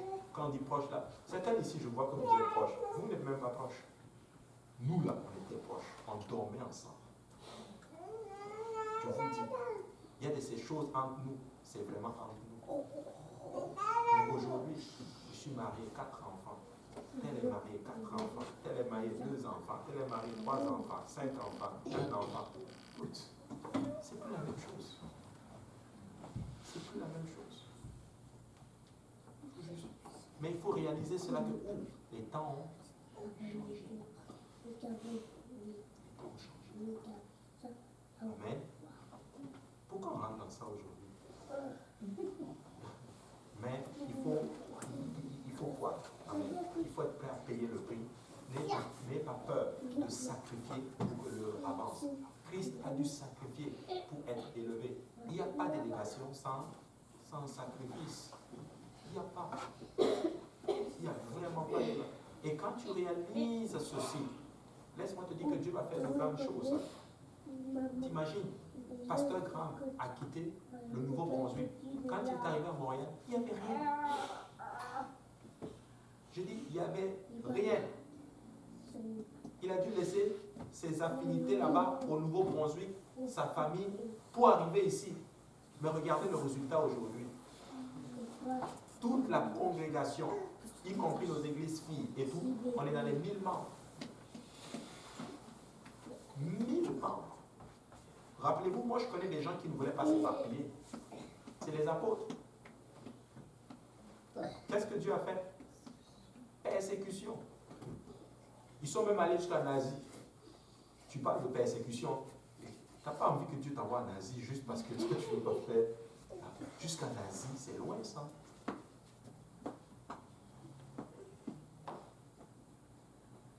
Donc, faites ce que Dieu vous demande de faire. Payez le prix. Payez le prix. Ça a l'air fort, paye quand même le prix.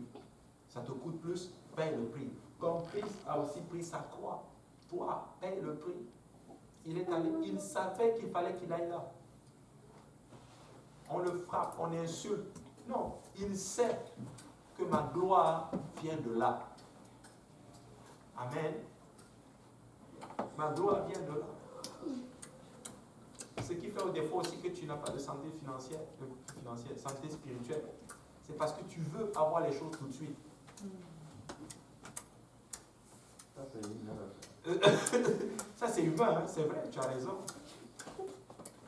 La Bible dit ceci, ne t'empêche pas de t'enrichir. C'est la même chose dans le ministère. Tu as commencé quelque chose où Dieu t'a appelé, où tu commences à prier et tu veux commencer à avoir exactement la même chose que l'autre qui est là depuis plusieurs années. C'est pas, va à ton rythme, un peu. La Bible, on dit un peu, petit à petit. L'oiseau, il fait son nid, n'est-ce pas? Juste un peu. Un pied à la fois, un pied à la fois. Et doucement, tu vas y arriver. Donc, il ne faut pas se précipiter. Amen. Il faut payer le prix. Et ça, c'est la question. Ça se voit aussi beaucoup plus dans beaucoup de jeunes prédicateurs ou beaucoup de jeunes qui sont dans le ministère. Ils veulent la puissance. Tout de suite. Ils sont venus là, ils viennent juste de commencer là maintenant. Ils veulent avoir un ministère comme celui du pasteur Graham. Oh, mais moi, je ne peux pas. Pourquoi les gens ne sont pas comme ça? Mais pasteur Graham, c'est pas comme ça là. Hey, tu sais d'où pasteur Graham est passé?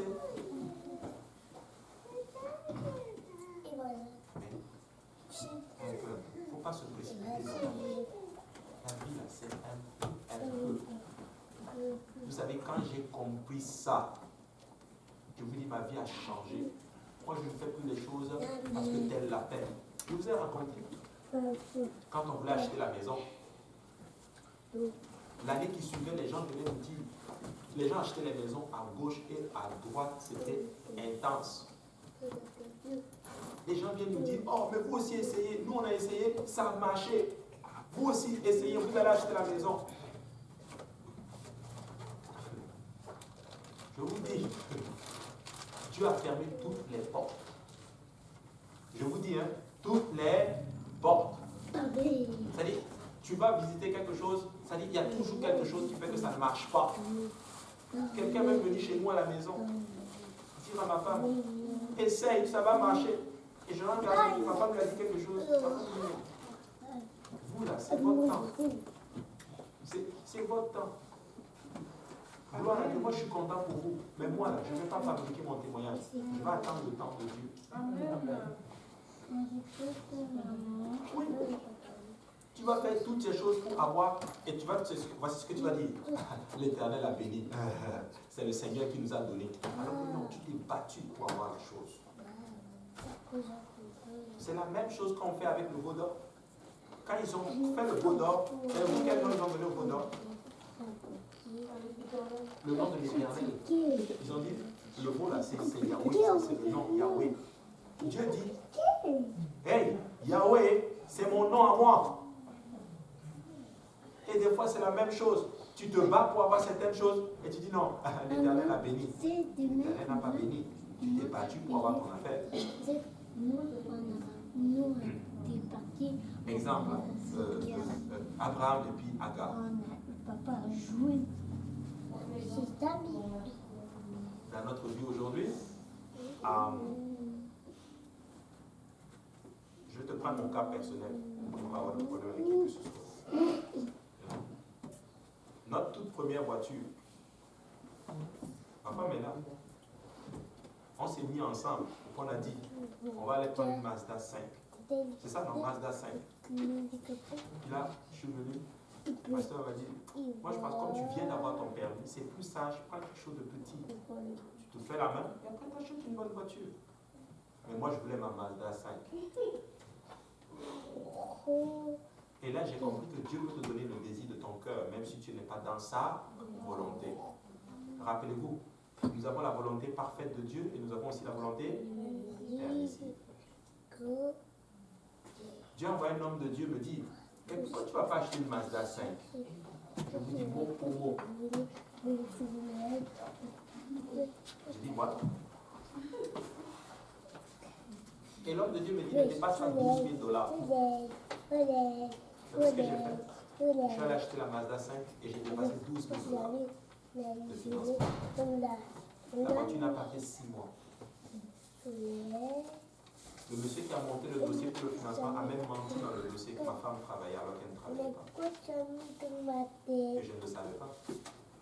Je l'ai su après. La voiture n'a pas fait 6 mois. On a prêté à quelqu'un. La personne a pris la voiture. aller quelque part, au retour, paf, accidentel. La voiture a fait un tonneau en plein hiver. La voiture a fait un tonneau. Tac, tac, tac. Les frères sont sortis indemnes. Aucune blessure. On m'a appelé à 4 h du matin pour me dire que la voiture est finie. C'est-à-dire quand le téléphone m'a sonné, quand je me suis réveillé, 4 h du matin, je savais que non, il y a quelque chose de pas clair. Je suis sorti de là avec $2000 de dette. Presque 2000. Et ce jour-là, j'ai dit, Seigneur, la prochaine voiture, ce que tu vas me dire, c'est ce que je veux. Vous savez, si tu forces, Dieu peut te donner. Si tu dois frapper, forcer une porte qui est sûre, Dieu n'est pas là. Il ne faut pas forcer. On dit des fois il faut persévérer, c'est vrai, on le dit. Mais quand on dit c'est persévérer dans les voies de Dieu, persévère pour garder ta relation avec le Seigneur. Persévère pour avoir arraché les bénédictions, les promesses de l'Éternel dans sa parole. Mais ne persévère pas dans tes propres voies. Dieu te donne le désir de ton cœur. Il y avait un homme, une dame, ça c'est pas ce professeur Serge qui nous a raconté ça. Elle voulait un homme. Elle a tout fait pour avoir un homme. Elle a gelé, elle était devenue mince comme ça. Pour avoir le gars. Vous savez quoi, elle l'a eu. Oui. Probablement, est-ce que c'était probablement pas dans la volonté de Dieu. Mais elle a tout fait, elle a gelé même. Elle l'a eu. Aujourd'hui, tout c'est Dieu qui permet. Je le vois. Et regarde, gros soleil. Gros soleil. Il souffre. Vous savez quoi? Quand c'est de Dieu, tu sais que c'est Dieu. C'est vrai, quand c'est quelque chose est du Seigneur, Dieu met sa marque dessus. C'est vrai. Il y a des gens qui ont brûlé les étapes avant le mariage. Je ne parle pas de ceux qui ne connaissaient pas Dieu avant, non, c'est pas de ça que je parle. De ceux-là qui sont même dans la maison de Dieu. Et ils vivent l'impudicité à un niveau comme pas possible. Et personne ne sait. Et dès qu'ils se marient, ça a l'air bon. Quelques temps après, pif, les problèmes commencent. Vous avez ouvert une porte. Quand on dit aux gens de vivre selon en respectant les principes, c'est sérieux. C'est sérieux. Ne brûlez pas les étapes. Et quand tu brûles les étapes, tout allait bien. C'est que ton pasteur vient de te dire. C'est même pas ce qui se passe. Toi, tu dis, mais c'est vrai, regarde. Il a dit que c'est ça qui va se passer. Mais c'est pas ça qui se passe. Ça se passe bien. Il y a des jeunes, avant même de se marier, ils se sont embrassés, ils ont fait les choses, tout.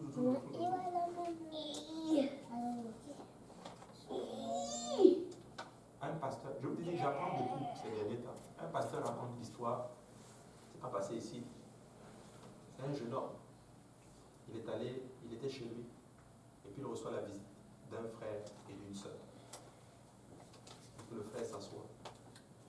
Et avant de parler, il parle d'abord. Nous étions en retraite. Voici le message que le Seigneur a dit de te dire, que tu dois dire à l'église. Avant de te donner le message, tu parles d'abord, parce que nous disons ta chose. Quoi. Le pasteur me regarde et dit, tu étais en retraite? Il dit oui. Tu étais où? Il dit à quelques kilomètres. Avec la sœur? Il dit oui. Dans la brousse? Il dit oui. Le pasteur lui dit, écoute, va dire au Dieu qui t'a donné ce message-là que moi, le pasteur, je te suspends. Tu ne peux pas me dire que tu te retrouves en brousse, une sorte de retraite avec une sœur. Il dit, mais toi, tu es en bois ou en chair? Il dit, c'est faux. Il a suspendu le petit. Comment tu te retrouves seul avec elle? Vous avez fait ça comment? Donc toi tu étais assis, et elle était assise, et puis le Saint-Esprit est descendu vous parler. Mais pas Majunga. C'est vous qui a et ça va et ça. Oui, c'est vrai. C'est des histoires vraies. Il faut être vrai. Il faut être très vrai. Il ne faut pas ouvrir les portes. Et moi j'ai remarqué quelque chose. Quand tu es dans ces heures de l'esprit, sur le coup, tu as l'impression que tout va bien. Je vous dis, sur le coup, tu as l'impression que tout va bien. Je ne l'ai jamais dit ça. Mais je vais vous le dire aujourd'hui. Oui. Quand on a perdu notre voiture, je suis allé prenez conseil pour acheter notre voiture. J'ai trouvé une voiture presque neuve. Ma femme et moi, on était prêts à nous donner tous les avantages pour qu'on prenne la voiture. Alors je lui ai dit non, je ne te conseille pas, ne prends pas cette voiture. Et moi j'étais révolté là. J'ai dit mais attends, c'est moi qui paye. C'est moi qui paye. Et je regarde Dieu pour ma femme. Elle me dit attends, laissons seulement. Moi-même je veux la voiture, mais laissons seulement. Je suis allé prier, j'ai dit Seigneur. J'ai mis Dieu à l'épreuve à un niveau comme pas possible. J'attendais encore ma résidence permanente. J'ai dit Seigneur, si tu veux que je prenne cette voiture, je veux que l'immigration m'envoie un message. L'immigration m'envoie un message. Mais ce n'était pas dans la volonté de Dieu. Je vais ouvrir le truc, je vais ouvrir de l'immigration. Envoie ton passeport pour qu'on te donne la résidence permanente. Et j'attendais depuis là incertain. Faites attention quand vous mettez à l'épreuve. Ce jour-là, j'ai dit wow! Mais à un moment donné, vous savez ce que j'en s'est dit? On s'est dit, on va se soumettre. On va se soumettre.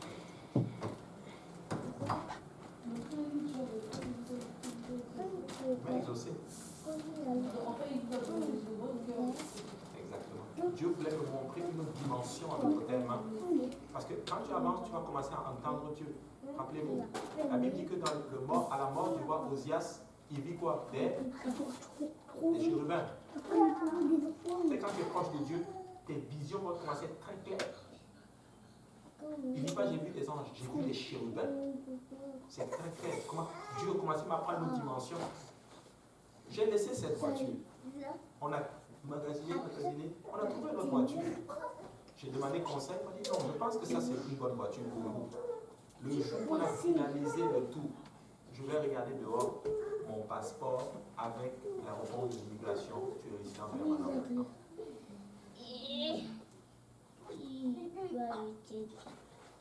J'ai plein d'expériences comme ceci. Depuis ce jour, je fais attention à la volonté parfaite de Dieu. Je fais attention aussi à la volonté permissible de Dieu. Je ne dis pas qu'il ne faut pas persévérer, qu'il ne faut pas pousser pour avoir certaines choses. Non, ce n'est pas de ça que je parle. Mais vous savez très bien de quoi je parle. Vous-même, vous savez que quand Dieu n'est pas dans quelque chose, toi-même, tu sais que Dieu n'est pas dedans. Tu sais quand c'est ta chair qui veut la chose, et tu sais quand c'est Dieu qui te le demande. Est-ce que je mens? Non. C'est vrai. Alléluia. Alors demandons à Dieu, dis Seigneur, moi je veux ta volonté parfaite. Tu vas bien. Amen. Et on va s'arrêter là, je pense. Ouais, on va s'arrêter là, ouais, vas-y. Pour moi, c'est la même chose. Demandez des signes. Ouais. Parce que des fois, tu veux tellement quelque chose et tu veux en autre terme quelque chose pour conforter ton choix. On est comme ça. C'est comme certaines personnes, ils vivent dans le péché et ils veulent un pasteur qui va approuver leur péché. J'ai eu ça. Je suis allé visiter quelqu'un, la personne me dit, je vis dans une vie impudique. Qu'est-ce que toi tu dis? J'ai dit, non, ce que tu fais n'est pas biblique. Elle fait, non, ça c'est pas vrai. Mais je souffre. J'ai dit, je sais que tu souffres. Mais je ne peux pas te dire ce que la Bible, le contraire de ce que la Bible dit. Et tu sais quoi? Si je l'avais dit, ce que tu fais, bon, elle serait venue à l'église. Donc, il ne faut pas chercher quelque chose pour approuver ce qu'on fait qui n'est pas bon. Et beaucoup fonctionnent comme ça. Si je vais voir tel pasteur, lui il est capable de me dire, tel pasteur, lui va me dire non. Et on a différents prédicateurs dans certaines situations de notre vie. Je vais acheter telle chose, tel pasteur est beaucoup plus lousse, je vais lui en parler, lui va me donner son approbation. Et si l'autre pasteur te parle, non mais l'autre pasteur avait déjà dit son donné son accord. Moi, je vais vous donner le secret si tu veux me figer. Que tu viennes me voir et que tu me dises, pasteur, je veux faire ceci. J'ai déjà parlé à pasteur Kaosi, il m'a dit de faire ça. Je te donne le secret. Si tu me dis ça, c'est ce que tu m'as dit. Parce que je ne mets pas là auprès de ce qui m'aide. Dans certaines personnes, leur décision est prise. Tu comprends? C'est de ça que je parle. Donc, tu veux des signes pour être sûr de la volonté de Dieu? Ou est-ce que tu veux que Dieu approuve ton choix? Mes amis.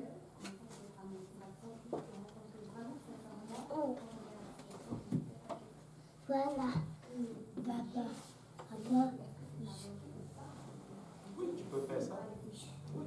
Tu peux demander des signes, absolument. Mais ici, et je crois que si la motivation est bonne, même si tu fais le mauvais choix, Dieu va te baquer quand même.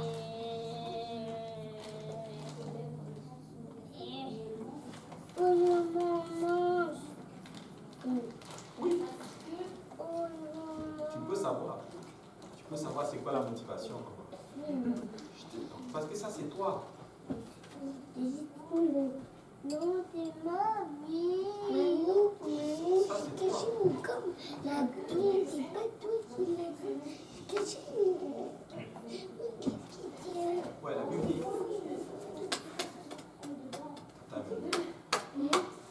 On voit la plage. S'il y a quelqu'un qui se connaît plus que lui, il est ici.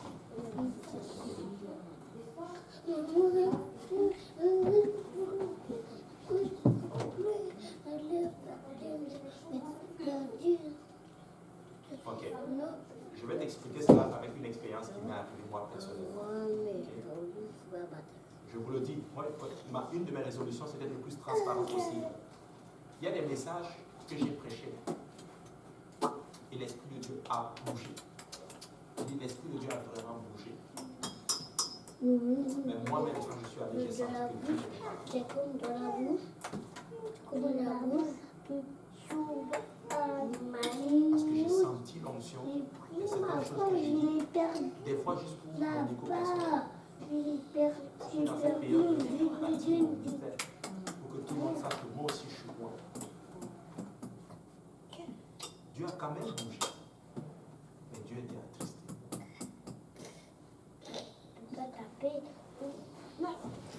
L'onction, c'est pas pour nous.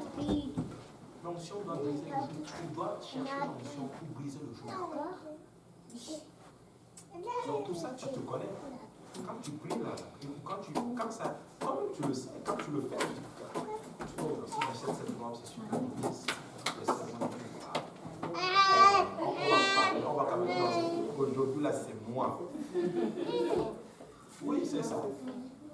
Merci beaucoup. Oui, on se connaît. Mais si Dieu va enlever ça, certaines choses nous le faisons, c'est rarement un besoin. C'est juste du superflu. Je sais pas si Dieu a vraiment dit ça avec moi là. S'il y a quelqu'un qui est. En tout cas, Dieu me briser par rapport à cela, il est encore en train de briser. Il y a certaines choses, des fois tu le fais, c'est juste parce que tu es en charge, en ce moment tu es en position de force et tu en abuses. C'est très subtil. Les gens ne vont même pas le voir. Mais toi et Dieu, le Saint-Esprit qui est en toi, te dit, tu peux te cacher devant tout le monde, mais pas devant moi. Je voudrais partager quelque chose.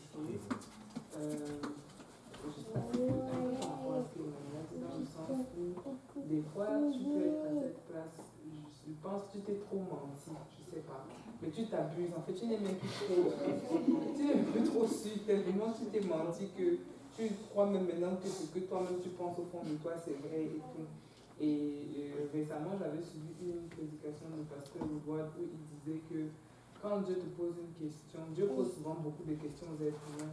Et ce n'est pas parce qu'il ne sait pas, c'est parce que quand il te pose la question, c'est pour que toi-même tu réfléchisses à la question qu'il t'a posée.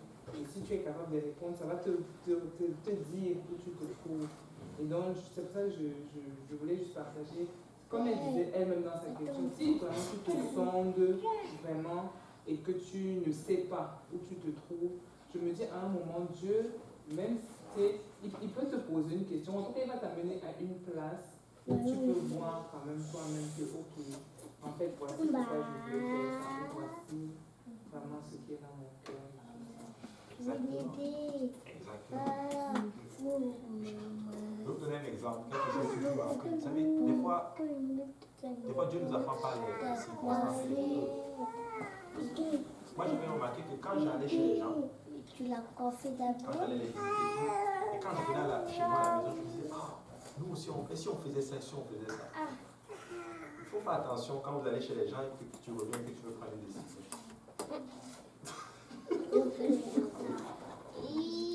Par exemple, je vais chez le frère Achille.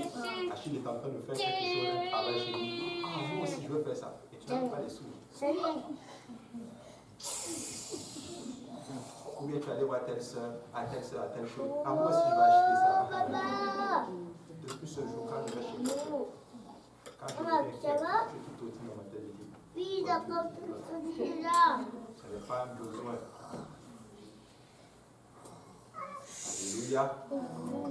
Si c'est une bonne chose, gloire à Dieu. Si c'est du super. Amen. On va s'arrêter là. Que le Seigneur nous aide. Amen. On va y arriver. Amen. Vous savez, c'est ça qui est bien aussi. On partage nos expériences. Nous ne sommes pas parfaits. Alléluia. On n'est pas parfaits. Mais Jésus nous. Mais, sortez-vous. À chaque fois que tu vas acheter quelque chose, est-ce que vous voulez que je sois honnête avec vous? Maintenant que j'ai une voiture, si je n'étais pas marié, je vous assure que je n'achète pas de voiture. La voiture, c'est un deuxième loyer.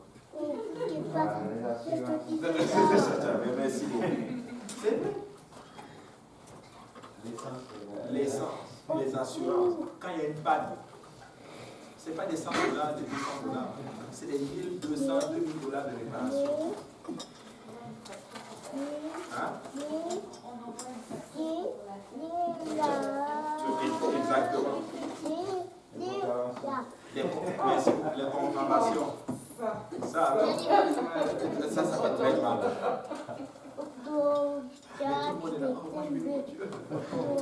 Je peux travailler. Tu as déjà un travail, $15 de l'heure. Pasteur, moi je pense que je veux acheter une voiture.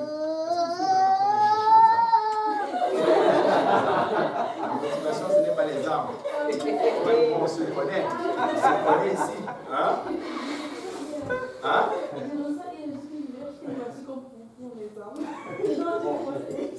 Je te dirais, tant que tu n'as pas une famille, des enfants, et tout, tu n'as pas besoin. Mets l'argent de côté. Économise. Il faut besoin de les dépenser. C'est vrai.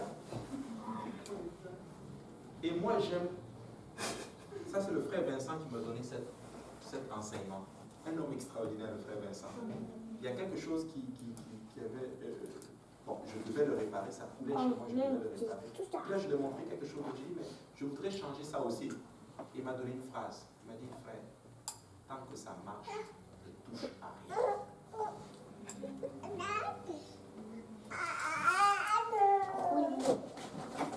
Tant que ça marche. Qu'est-ce que tu veux? Là, tu as une famille, tu as des enfants, tu n'as même pas besoin de prier pour ça. Tu vas prendre la voiture. C'est vrai, toutes ces choses, beaucoup de choses, je n'ai même pas prié pour.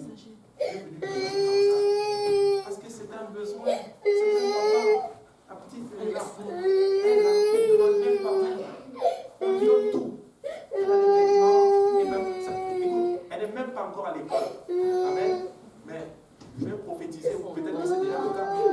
déjà fait même le plan d'études pour elle. Quand elle va aller à l'université, c'est-à-dire qu'elle n'est même pas encore à l'université, mais vous êtes même déjà en train de mettre l'argent de côté pour que quand elle aille à l'université, elle n'ait pas de problème d'argent. Est-ce qu'elle a prié pour cela? Non.